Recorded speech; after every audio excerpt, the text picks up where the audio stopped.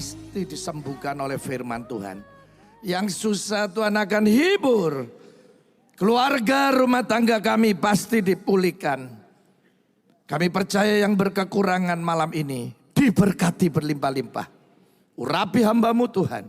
Urapi setiap kami yang datang dan urapan Roh Kudus-Mu. Tuhan yang menolong kami. Di dalam nama Tuhan Yesus. Mari yang percaya katakan amin. Puji Tuhan, silakan duduk. Tuhan Yesus memberkati kita. Shalom. Waduh, semangat ya, saya lihat cukup banyak. Sekali lagi, shalom. Iya, puji Tuhan, kita punya Yesus yang ajaib. Dia bisa nolong saudara, pasti bisa menolong saya. Ya, puji Tuhan. Saudara, mulai Januari saya di Betani Malang dengan jemaat saya bisa 2 minggu ada di sana ya. Setelah ditunggoni, puji Tuhan, mulai bulan lalu sekarang jemaat Betani Malang Tuhan sudah tambahkan ya, masuk angka 3.000, puji Tuhan saudara ya. Nah saudara-saudara, saya percaya nanti apa yang tidak bisa Tuhan jadikan bisa. Oh ini tidak mungkin, Tuhan lakukan keajaiban. Saudara perhatikan baik-baik 3M ini. Supaya Tuhan bisa menolong saudara dan saya. M pertama, harus mengerti firman Tuhan. Jadi malam ini yang kira-kira mengganggu saudara ya, ngantuk, main HP, ya berhenti dulu. Supaya saudara ngerti firman Tuhan. Nanti kalau tidak ngerti, nah saudara yang rugi. Ya ada seseorang datangi taci-taci agak gemuk ya, terus nawari koyok pelangsing. Cik, beliau koyok pelangsing ini. Tak jamin loh 7 hari. Pasti kurus 10 kilo. Waduh, pira regane? Ya 100.000 isi 7 ya.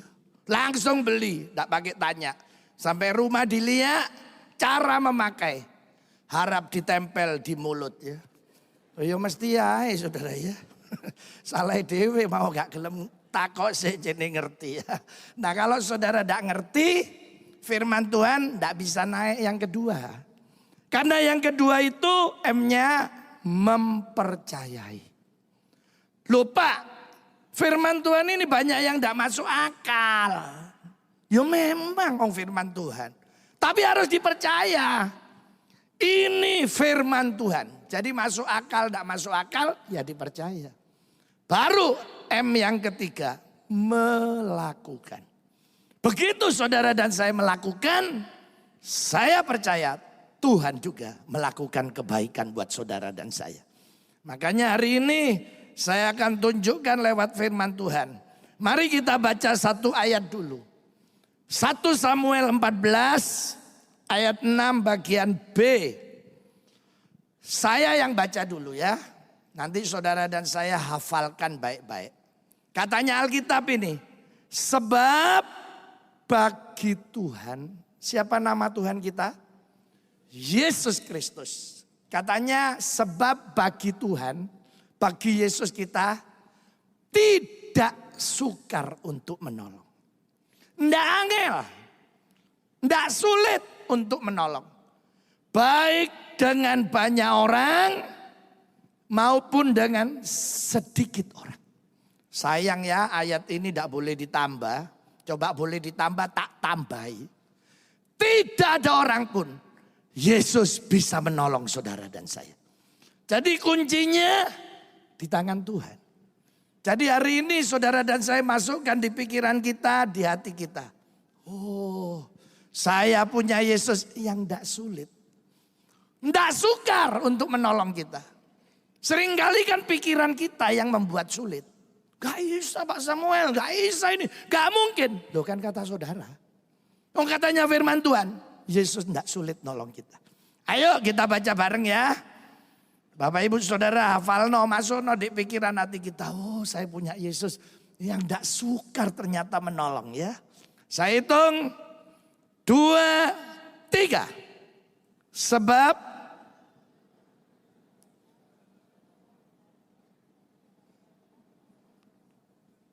kok wis mulai kabeh. Kok kayak orang bisik-bisik toh. Ayo semangat. Wah, ayo sebentar. Saudara sendiri ya, tak komando. 2, 3.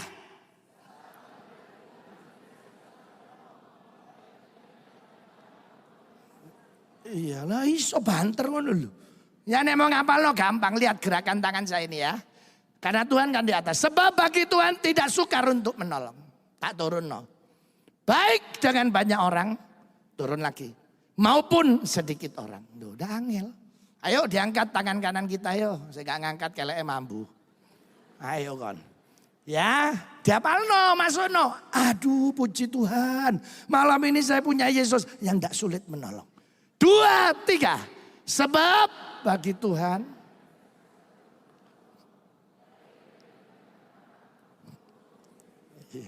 Kapan mana iso ngamando saudara, gak saiki ya. Saudara, hari ini kita punya Yesus yang tidak sulit nolong saudara dan saya. Loh apa yang sulit? Ya, saya percaya ada banyak saudara yang mengalami keajaiban Tuhan. Satu waktu, ya kalau saudara ke kampus saya pasti ada tulisannya ya. Sekolah Tinggi Teologi Yestoya. Tahu singkatannya Yestoya? Yesus tolong saya. Ya, bendahara saya telepon. Kah? Ini mau gajian, enggak ada uangnya dek kas. Loh dek rekening, enggak ada. Ya tak lihat jam 9 pagi. Lah gajian jam piro? Jam 12. Ya wes, saya ke kampus. Saya cuma doa, Tuhan. Emang ngono loh ini. Ya, dosennya enggak banyak, 29 orang sudah. Ya saya datang, pikirnya bendahara. Mana uangnya kok? Loh kurung. Saya tenang aja, nanti Tuhan tolong. Puji Tuhan. Waduh gak suwe mobil masuk. Tak hitung tajik-tajik 8 sudah. Wih, situ turunnya. Wis turun buan tersalah mana moco ya. Weh, katanya ngomong bek koncone. Sekolah teknologi wis ketemu. Long teologi loh dibaca teknologi. Lah saya di pinggir. Salah Cik. Itu teologi. Engkau siapa? Tuh saya yang punya. Nek teknologi ya teknologi. Ini teologi Cik, sekolahnya pendeta Kristen. Masih aku goblok yang ngerti. Dalam hati saya, oh memang goblok kan. Yang teologi dibaca teknologi. Cik, ini sekolahnya pendeta Kristen. Loh turun lagi koncoi situ. Ngomong besing lain, ayo sekolah wong kiri wis ketemu. Loh kok sekolah wong kiri toh? Cik, ini bukan sekolah orang kiri, ini sekolah murah. Jadi pendeta siapa aja boleh, tidak punya bisa sekolah. Tidak apa-apa nanti saya subsidi. Loh sekolah kere toh. Loh sekolah murah. Sekolah teknologi. Loh ini gak iso diajak omong. Saya tanya Taci ini dari mana? Rombongan saudara kita dari Kelenteng. Saudara. Loh, untuk apa? Ngeluarin amplop coklat. Ini mau nyumbang sekolah orang kiri. Ini dilungkas berasnya datang. Datang memang berasnya. Loh, saya ini takut keliru saudara. Saya ini sudah 14 kali keliru amplop. Iya. Wis dari Blitar khotbah pulang oleh 3 hari kayak blonjo. Lah kok 3 hari loh ditelepon. Pak kemarin PK-nya berapa ya persembahan itu? Oh sekian ratus ribu bu. Aduh bener Pak kelebihan 300 keliru Pak. Tolong transferan balik Pak. Loh ya kok itu bisa ya? Iya suruh transfer balik. Nah ini saya takut. Kok dijaluk mana ya? Saya bilang saya gini Cik. Ini ya pokoknya tak terang no. Sekolah teologi itu sekolahnya pendeta Kristen. Roro Pak, om teknologi. Ya wes. Ini Pak berkata ya tak terima aja. Puji Tuhan sampai hari ini gak dijaluk balik ya. Saya cuma gini, iya ya. Sajane kan sederhana Tuhan. Sesederhana Tuhan nolong Elia. Wah itu lebih rumit. Om deketnya Sungai Kerit. Dikirim burung apa? Burung Gojek. Loh, om di online baik Tuhan. Langsung ngirim. Ya, saya nek diem-diem. Enak Elia ya. Dulu wis makan roti be daging loh. Nama apa? Kue, makanan apa sekarang? Burger. Elia lu makan burger. Kita lo kakian pohong sampai laliman burger. Ya, jadi Tuhan tidak sulit. Duh. Sekarang di pikiran hati saya, Tuhan tidak sulit. Nggak angel. Mau banyak orang, sedikit, tidak ada. Saya tetap berkata, Yesus tetap bisa menolong kita, tidak sulit. Jadi malam ini harus masuk di pikiran hati kita. Nah sekarang saya tunjukkan lewat Alkitab. Karena nanti perjalanan hidup saudara dan saya adalah peperangan menghadapi masalah. Menghadapi peperangan iman, peperangan rohani. Kadang ada yang tidak masuk di akal. Aduh udah bisa ini, masalah yang terlalu besar. Penyakit, keluarga, rumah tangga, bisnis, pekerjaan, pelayanan. Semua kita akan menghadapi peperangan iman. Tapi mari kita nyontoh sama seseorang ini. Bagaimana Tuhan tidak sulit nolong. Ya kita baca dulu. Hakim-Hakim 7 ayat 1 sampai 7. Hakim-Hakim 7 ayat 1 sampai 7. Saya baca. Adapun Yerubbaal, itulah siapa? Gideon. Maaf mungkin ada yang nama Gideonnya. Ada pasti ya. Katanya Gideon bangun pagi-pagi dengan seluruh tentaranya. Karena ini mau perang. Jadi saudara ini bukan himbauan, saya wajibkan. Bangun pagi-pagi itu arti rohaninya saudara bangun pagi mencari dulu Tuhan, berdoa. Ini wajib. Semua tokoh di Alkitab dari Kejadian sampai Wahyu, semua yang dipakai Tuhan itu bangun pagi-pagi.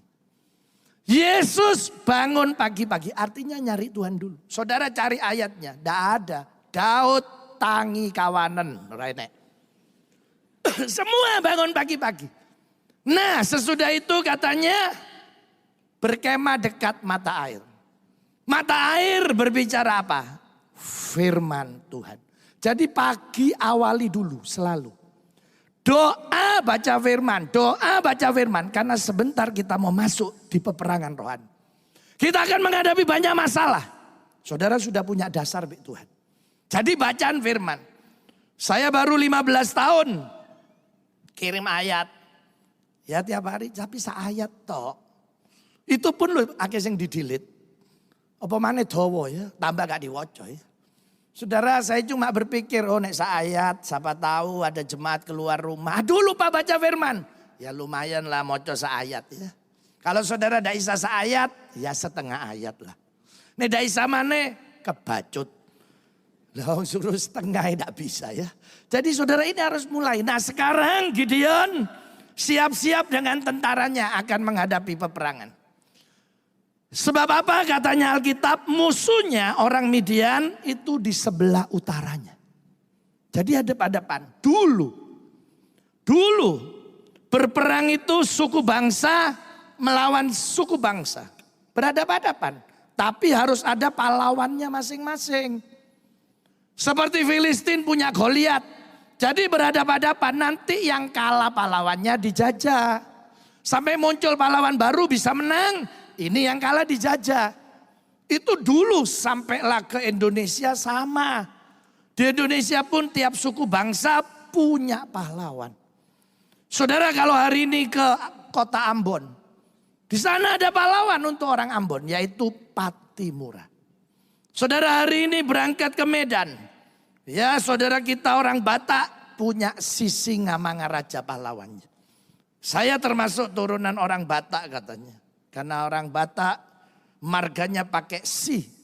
Banyak-banyaknya ya. Si Torus, si Matupang, si Manjuntak termasuk saya Sianto.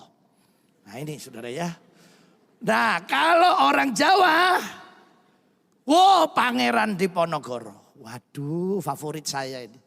Nah wis ngeliat gambarnya Pangeran Diponegoro ya naik kuda. Pakai jubah putih, sorban terus bawa pedang. Wis gagah ya. Satu waktu saya ditelepon teman saya. Teman saya ini sungai gudo ya. Ming, apa? Kon duwe-duwe logam kuno. Ono. Duwe piro? Loro. Delon sih gambare. Oh Pangeran Diponegoro. Lho kok akeh kon duwe loro? Iya gawe kerokan. Waduh. Sugih kon. Iki ono kolektor teko Amerika siji dituku 5 miliar. Kon oleh 10 miliar kon. Cuci. Waduh, saya lo sing nyuci habis cekot-cekot kepala saya. 10 M, 10 miliar, 10 M, 10. Aduh, terus. Mari ricik. Lah kok 10 menit telepon. Wes cuci, wes. Delon sik. Kolektore iki soalnya sing digolek Pangeran Diponegoro naik motor nganggo helm. Wis kon iki sampai medet ya gak ketemu tak omong. Nah ini dulu peperangan seperti itu, tapi sekarang enggak. Sekarang perang teknologi. Negara kecil pun berani. Saudara Korea Utara. Negara ini enggak ada takutnya. Karena punya banyak nuklir. Amerika malah was-was. Kenapa? Karena dipencet di Pyongyang. Bisa dalam hitungan menit 10.000 kilometer. Sebentar Amerika bisa diledakkan. Beberapa kotanya. Saudara-saudara, ini pertarungan Gideon lawan orang Midian. Dan sekongkol-sekongkolnya. Sekarang ayat yang kedua. Tuhan mulai menghitung kekuatannya Gideon. Katanya ayat yang kedua. Berfirmanlah Tuhan kepada Gideon. Git, saya tidak tahu apa celukannya Gideon ya. Ini tentaramu terlalu banyak. Nanti bisa sombong. Memegah-megahkan diri. Ngomong, aku dewe ya. Sing iso nyelamatno ya. Nah katanya Tuhan di ayat 3. Coba umumno. Serukan. Siapa yang takut dan gentar. Pulang. Takut itu biasa. Gentar ini mulai gemeter. Nah ini gemetar. Suruh pulang. 22.000 pulang. Sisa berapa? 10.000. Memang Tuhan tidak bisa kerja biar orang takut. Tidak bisa. Ya Tuhan tidak bisa kerja biar orang takut. Karena orang takut ini nular. Bahaya, saudara tidak percaya malam ini pulang gereja ya 10 orang video kuburan. Jalan nanti situ ono sing ngocul sing mencolot. Bek teriak, aduh, gue lak sing songo mecitat kabeh. Tidak mungkin sing 9 ini bersatu nyari sing situ. Ojo wedi, tidak mungkin. Karena takut nular. Saudara tidak percaya datang ono teman saudara di rumah ya. Takut ono terus teman saudara, nantilah ada wani keluar rumah. Hari ini datang, wis kono ojo metu lho yo, ake begal. Diketok nguk lehermu, wis ojo metu. Besok datang lagi, wis ya, kon ojo metu, akeh copet tuh. Engko dicopet kon, sesuk teko maneh, wis kon ojo metu, akeh penodongan. Teko maneh, kon ojo metu, dimutilasi lho. Iku kaya mang bengi di alun-alun, Marta dimutilasi, diketok 16. Namanya martabak. Nah ini saudara. Ini terus takut ono, ndak kira keluar rumah, gak kira wis. Tapi nih saudara ketemu orang, ojo wedi. Mani, iso, pasti bisa. Lain, beda. Jadi Tuhan tidak bisa kerja. Ambil orang sing takut ini. Ini bahaya karena nular. Ya 2 tahun lebih yang lalu. Gereja saya Betani Malang beli tanah. 1 jemaat datang. Guys, apa Samuel? Masa nyicil 24 kali, 2 tahun. 550 juta. Orang nyumbang cuma 3 bulan. Sudah gitu udah ada Pak Samuel ya sing nanggung ya. Saya yang guyut tak ya, orang jemaat saya. Ya wes lu gini tidak usah masuk timnya aku wes, lu minggir wae. Karena takut ini bahaya nular ini. Datang lagi jemaat, Pak. Orang nyumbang cuma 6 bulan. Mana bisa terus-terusan? Ya wes lu ojo gabung aku. Karena ada Isa ini takut ini bahaya nular. Jadi Tuhan seleksi sing takut gentar suruh pulang sih. Sisa 10.000. Nah ayat yang keempat. Tuhan ngomong lagi bagi Gideon. Git. Rakyatmu tentaramu si akeh. Ya. Terlalu banyak. Sekarang suruh minum. Suruh dia minum di sungai itu. Nanti tak seleksi. Ya aku saring. Nanti ini aku ngomong. Ini yang bareng kamu. Bawaan. Ini yang enggak usah. Ya. Katanya Alkitab ayat yang kelima. Nah ini. Lalu Gideon menyuruh rakyat itu turun minum. Disuruh turun minum baru Tuhan ngomong. Siapa yang menghirup air dengan lidahnya seperti anjing menjilat? Haruslah kau kumpul no dewek. Siapa yang minum dengan berlutut? Kumpul no dewek. Ternyata ayat yang kelima, 6. Jumlah ayat yang ke-6, orang yang menghirup dengan membawa tangannya ke mulut ada berapa? 300 orang. Sudah, sing 9.700 lain. Saya terang no ya. Jadi Tuhan ngomong 10.000, banyak loh ini gitu. Gideon, nanti itu sombong itu. Omong no. Ya, nanti diseleksi suruh minum. Mungkin, saking gak ketulis, saya yakin pasti. Pasti dibuat latihan biar capek Mbak Gideon. Jalan di tempat. Tempat. Belok kanan, belok kiri. Ya, apa ini namanya? Ya mbo apa sing tiarap. Muari kesel.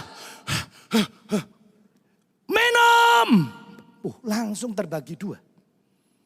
Saudara sing 9.700 itu minum kepalanya masuk. Selulup. Masuk. Kuape 9.700. Mungkin masuk kepala sing sebelah ya aku saling guyon. Kon gak usah metundasmu ya. Kepalamu gak usah.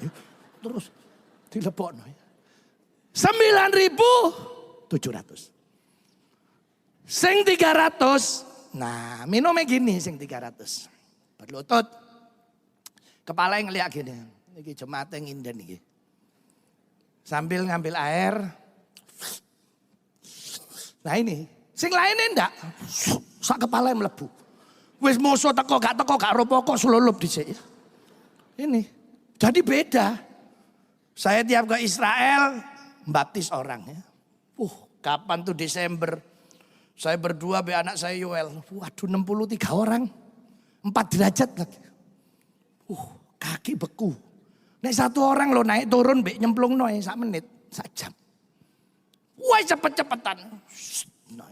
Wah moro-moro bapak-bapak ya. Waduh tak baptis. Tak tarik lo hilang. Selulup. Terus halo aja lo. Tak gonting lambemu ya. Iya sudah. Wah ini baptisan digawe selulupan. Nah kira-kira itu mendelap loh. Nah tapi yang 300 ini awas memang siap. Terus katanya ayat 7 Tuhan bilang apa? Dengan ke-300 orang ini yang menghirup itu akan kuselamatkan kamu. Aku akan menyerahkan orang Midian ke dalam tanganmu. Sisanya 31.700 suruh pulang. 32.000 hanya bisa diseleksi 300 betul. Tidak sampai 1%. Di gereja banyak juga ada. Yang takut. Nek saya dengar firman gini, semangat kabeh. Haleluya. Dahsyat engkau Tuhan. Luar biasa. Engkau lek metu, baru ketok. Engkau lek metu lah pasti ngomong mbek konjoe. Ngeluh aku kena penyakit kuwi mbok iki waras apa enggak karo ketok kate mati iki. Terus padahal di dalam pasti dahsyat. Iya. Nah, 300 ini yang pilihan. Kalau saudara hari ini mau ditolong Tuhan, nah belajar dari Gideon dan 300 tentaranya. Yang pertama, ini orang-orang yang optimis. Lawannya optimis apa? Pesimis, takut, gentar, bimbang, ragu itu pesimis. Enggak iso. Tapi yang golongannya optimis, bisa. Iso. Jadi Gideon sekarang wis tahu. Tentaranya 300. Musuhnya. Nah ini kan ada depan. Coba kita lihat ayat 12. Katanya ayat 12. Ayat 12. Adapun orang Midian bersekongkol gabung satu dengan orang apa? Amalek. Satu, wis 2 ini ya. Amalek, Midian. Ketiga, semua orang dari sebelah timur.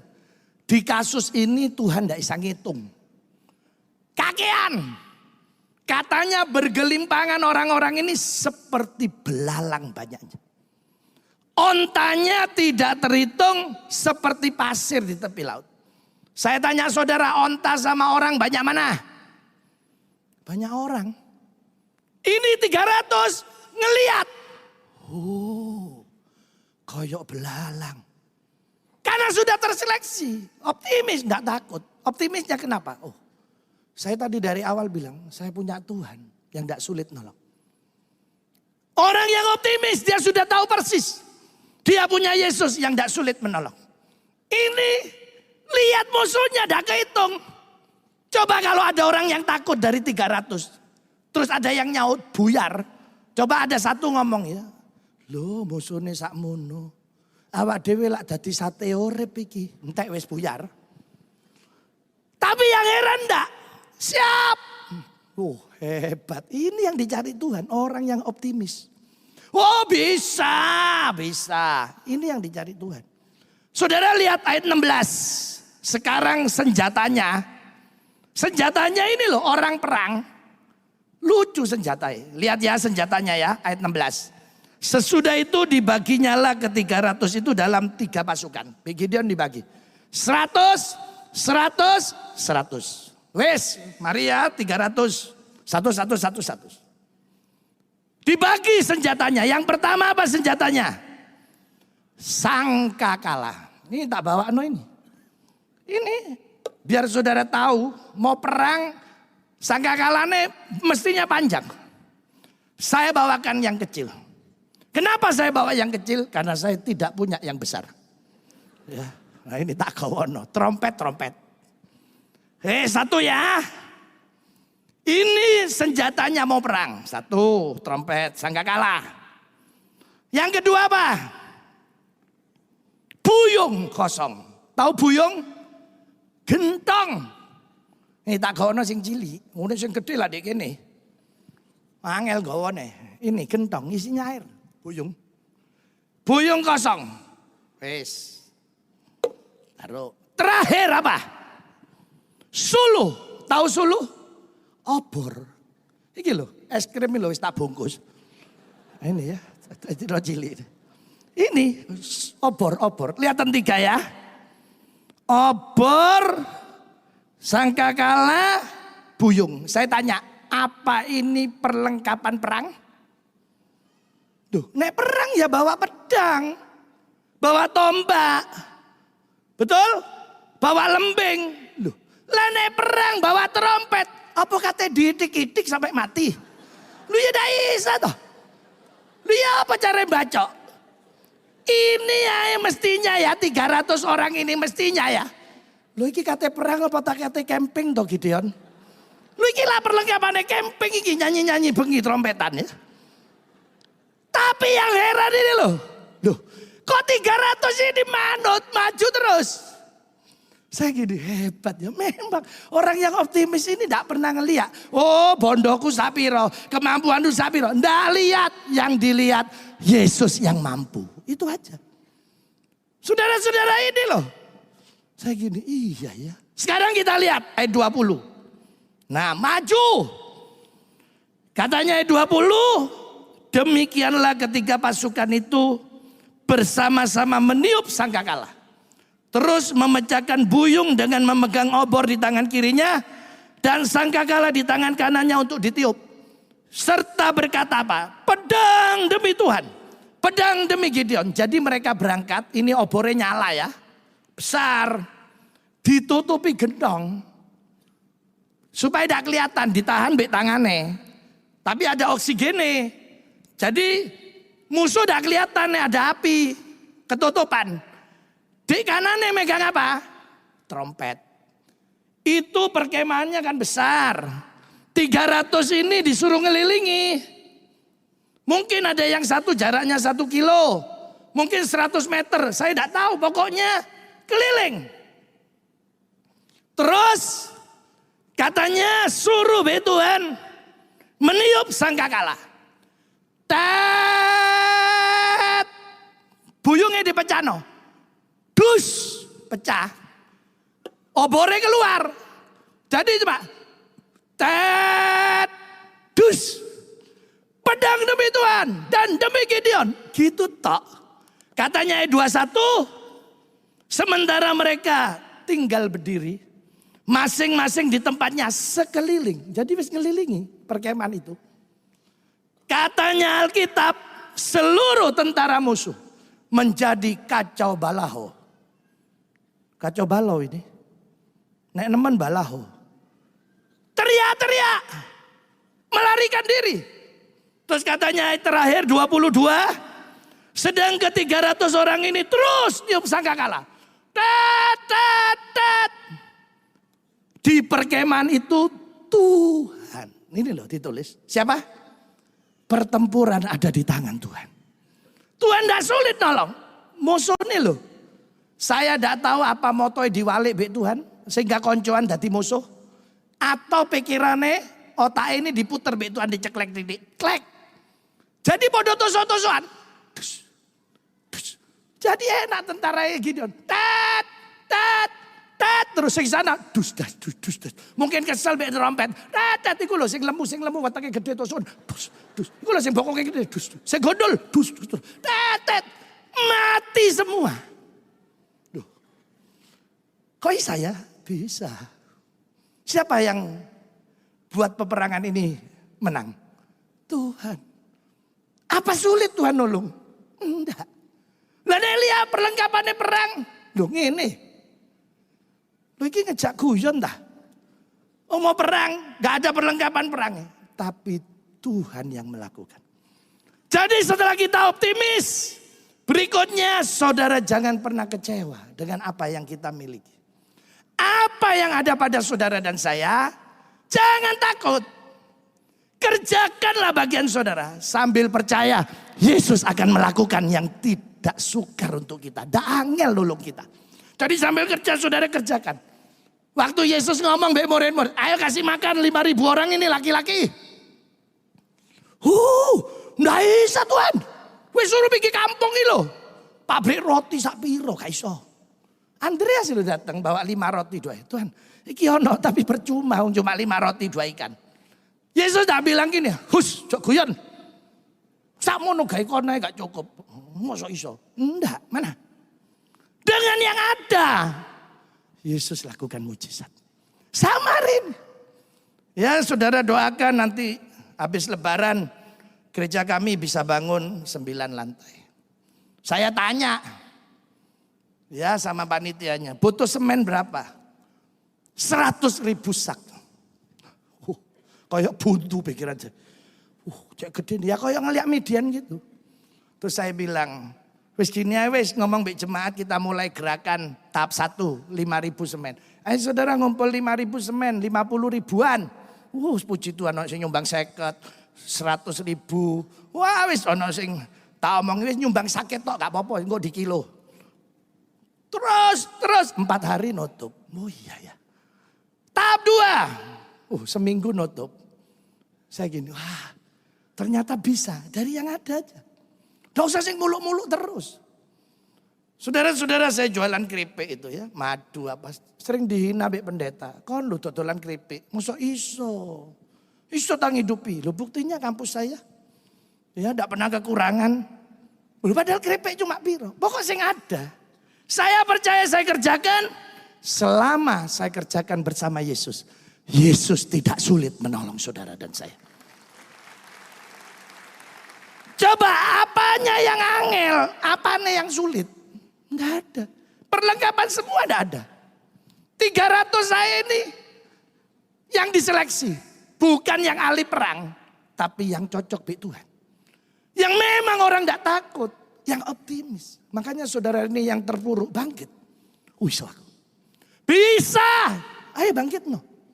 Terus kerjakan bagian saudara. Selama saudara mengerjakan itu dan saudara percaya. Yesus tidak sulit nolong saudara. Selama itu juga Yesus pasti menolong saudara dan saya. Makanya malam ini ayo kita kerjakan. Tidak angel loh firman Tuhan. Apa sih angel? Kan saudara yang sulit. Makanya malam ini saya percaya semua saudara pasti mengalami keajaiban Tuhan. Mari kita tunduk kepala, kita datang sama Tuhan. Adakah malam ini saudara yang terpuruk? Terlalu besar masalah saudara. Wah besok saya bayar hutang, tidak bisa. Bayar sekolah tidak bisa. Gimana keluarga saya? Gimana pelayanan saya? Bangkitkan iman saudara. Optimis malam. Saya punya Yesus yang tidak sulit menolong. Saya percaya Yesus ada di tengah-tengah kita. Dia mau menolong kita. Mari kita sama-sama berdoa. Hambamu berdoa malam ini Tuhan dalam nama Yesus. Semua jemaat Betani Nginden sudah ditolong oleh Tuhan. Apa yang kami kerjakan, Tuhan lakukan keajaiban buat kami. Dan sekarang Tuhan dalam nama Yesus mujizat sudah terjadi. Semua yang percaya katakan amin. Tuhan Yesus memberkati.